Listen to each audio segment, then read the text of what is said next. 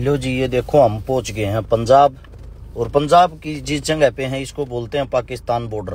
कीरतपुर साहिब से आगे जाने के लिए रोड ही नहीं है। जब जो बाढ़ आई उस बाढ़ के कारण रोड बह गए। आप लोग जो इसमें देख भी सकते हो। और आप सभी साथियों को हर्ष चिकारा की तरफ से राम राम। हम पंजाब के अंदर जो आए हैं तो यहाँ पे ज़रूरी नहीं कि भाई आप खाने की सेवा कर पाओ। सेवा अलग अलग तरीके की होती हैं।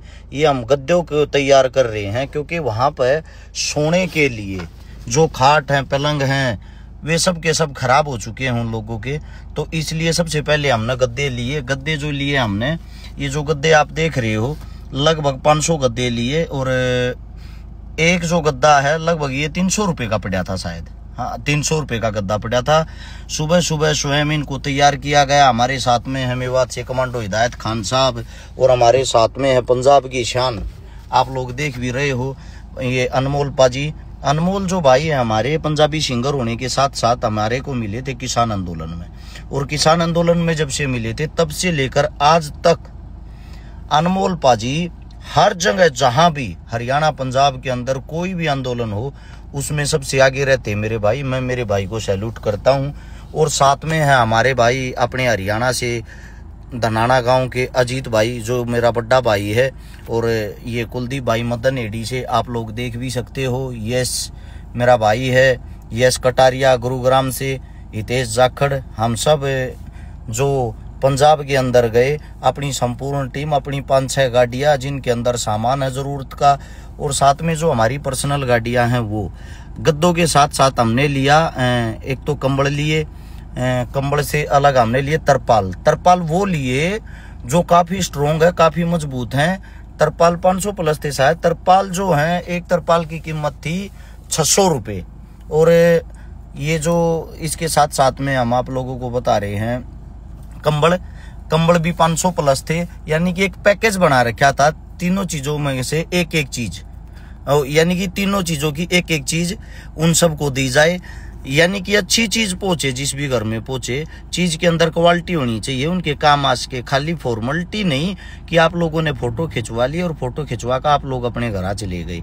इस टाइप का कुछ नहीं होना चाहिए। ये तरपाल मेरे हाथ में जो देखल लग रहे ये वाटर प्रूफ होता है।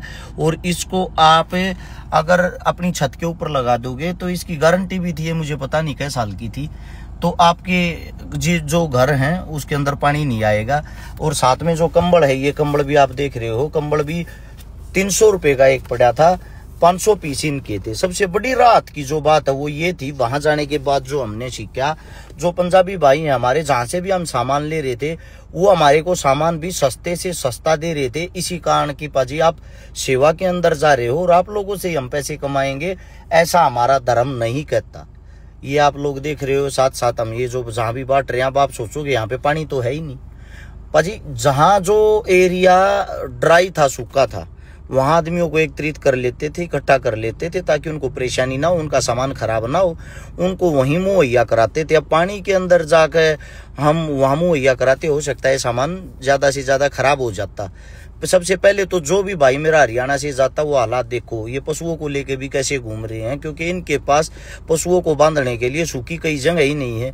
और इनके जो पैर हैं वे घूम घूम के इस पानी के अंदर कट चुके हैं। इसलिए आप सभी से इतना ही कहना चाहूंगा, जो सेवा करने के लिए आए या खाने की चीजों की बहुत सारी मात्रा में इनके पास खाने की चीजें उपलब्ध हो चुकी हैं।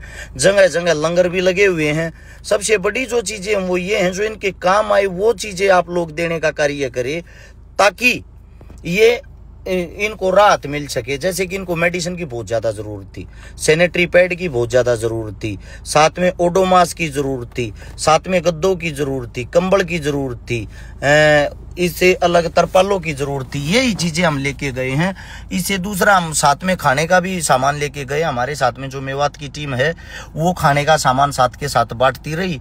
ये आप आगे पीछे देखोगे, चारों तरफ अगर नजर घुमा के देखोगे तो अंदाजा लगा सकते हो। यहाँ का पानी खुद बताते हैं कि इस टाइम पे 7 से 8 फुट पानी उतर चुका है, तब ये हालात हैं। अब सोचने की बात ये है, जो खेती करने वाले हैं, किसान हैं, उनकी फसल तो रही नहीं। अब फसल ही नहीं रही, उसके साथ साथ जो जल्दबाजी में यहाँ आ रहे हैं, वो एक बात सोच के देखो, इनके पास जो गेहूं होगा वो गेहूं भी नहीं बोया जाएगा, क्योंकि इतना पानी खड़ा हुआ है, जमीन खाली नहीं होगी, उस इतने पानी को सोख नहीं पाएगी। तो कैसे गेहूं बोएंगे। तो जल्दबाजी ना करें। और इन रास्तों को बनाने के लिए जो किसानों के रास्ते हैं, खेतों के रास्ते खत्म हो गए, जो अभी आप लोगों को दिखाए थे, यहाँ पे 1 लाख रुपए की ये पर्ची कटवाई है हमने। ये इसीलिए कटवाई है ताकि 1 लाख रुपए का डीजल जो किसान भाई यहाँ सेवा देंगे उन रास्तों को बनाने के लिए, दोबारा से किसानी को जिंदा करने के लिए, उनके काम ये डीजल आ सके। जैसा भी हमारे से होता मानवता के नाते करने की कोशिश करते हैं। और फिर इसके बाद थक गए थे, थकने के बाद यहाँ पर लंगर में आए, रोड के ऊपर लंगर लगा रखा था, स्वयं खाना बनाया और इसके बाद हम सब ने मिलके यहाँ पे खाना खाया। ये हमारी पूरी टीम आप लोग देख सकते हो।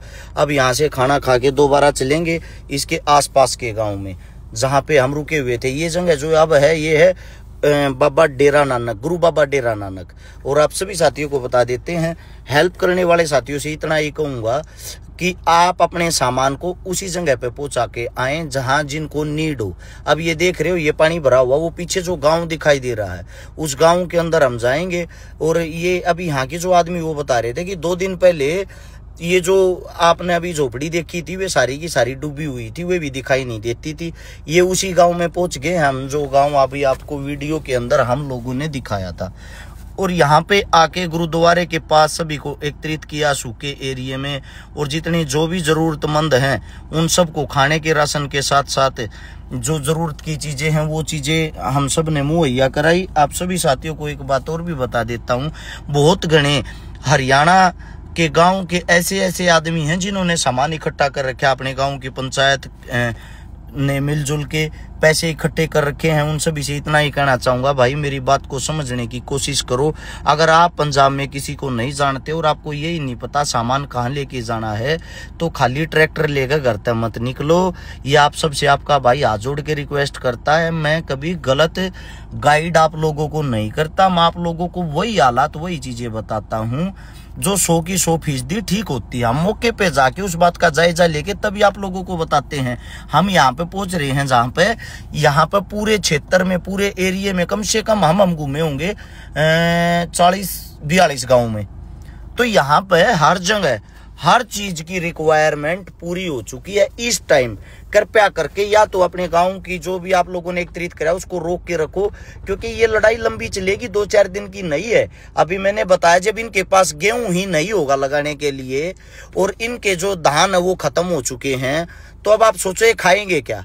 किसान तो खुद लगाता है खुद खाता है, तो इनको दोबारा से जरूरत पड़ेगी भावनाओं में बह के, जल्दबाजी में भाग के। फिलहाल वहां पे जाम जैसी हालत हो रखी है, हर गांव के अंदर 50-50 ट्रेलियां खड़ी हैं। फिलहाल ऐसा कार्य ना करें कि आप भी वहां पे भीड़ का हिस्सा बने। उसके साथ साथ मेरे बहुत सारे साथी ऐसे हैं जो आधे रास्ते में ये बोलते हम आ तो गए, ये बताओ हमारे को सामान को उतारे का।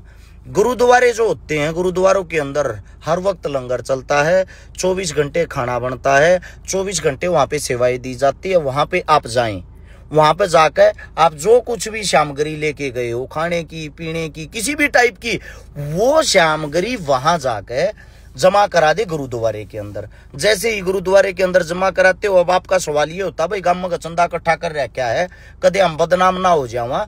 तो वहां जाकर हमने उस चीज का हिसाब भी तो देना है। हिसाब के तौर पर आप पर्ची बनवा लें, और पर्ची बनवाने के लिए गुरुद्वारे से वो पर्ची गांव के अंदर आप दिखाएं कि ये पर्ची है, इस गुरुद्वारे में हमने सामान दिया है।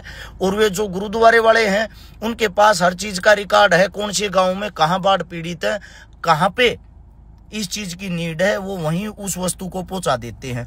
क्योंकि आप जाओगे रोड के ऊपर कई जगह अच्छे इंसान होने के साथ साथ कुछ बुरे आदमी भी होते हैं, जैसे कि नशेड़ी टाइप के, ठग टाइप के। वो क्या करते हैं, वो आपकी गाड़ी के पीछे सबसे पहले भागते हैं और 1 मिनट में रोने के ड्रामे करते। आपको लगता है कि इसको पक्का नीड होगी, आप उनको जितना मर्जी सामान दे लेना, वो बार बार आपसे लेते रहेंगे, बार बार आपसे लेते रहेंगे। उन लोगों ने स्टॉक कर रखा है और स्टॉक करके उन्हीं सामान को वे आधे मूल्य में बेचते हैं।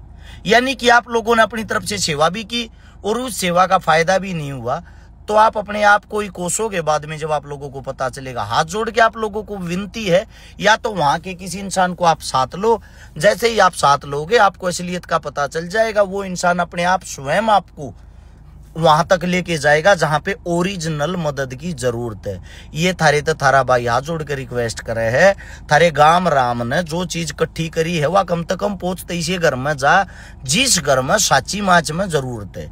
ये मैं प्राउड फील करता हूं भाई मेवात के ऊपर। भले ही आप मेरे को गाली देते रहो, मेरे को कोई फर्क नहीं पड़ता, क्योंकि हरियाणा को मेवात वहां पे बढ़ चढ़ के प्रेजेंट कर रहा था। ये हमने सारा सामान बांट दिया है और सामान बांट के हम वापिस निकल रहे हैं। वहां सूखा एरिया था, आप लोग सोच रहे होंगे वहां पर तो पानी नहीं था। ये देखो वही गांव है ये, अब उसी गांव के अंदर से निकल रहे हैं, इस गांव के अंदर से निकल रहे हैं तो सब जगह पानी भरा हुआ, लोगों के घर भी गिरे हुए हैं। और साथ साथ आप चारों तरफ से नजर मारना, ये फसल देखो, फसल तरण लाग रही है। यानी कि फसल नाम की तो कोई चीज थी या नहीं थी, वो रही ही नहीं। इसीलिए आप सभी को एक बात और भी बता देता हूं, हम आज वीडियो भी डाल देंगे। जिन भाइयों ने मना करते हुए भी हमारा सहयोग किया उन भाइयों का मैं धन्यवाद करता हूं। साथ में उन भाइयों के नाम और कितने रुपए का हमने क्या क्या बांटा सब दिखाएंगे। ये खाई हमने पंजाब में मेहनत करने के बाद आखिरी रोटी आज की। आप सभी को राम राम, बने रहो, अपने भाई पे विश्वास करते रहो, मिलजुल कर अच्छी मदद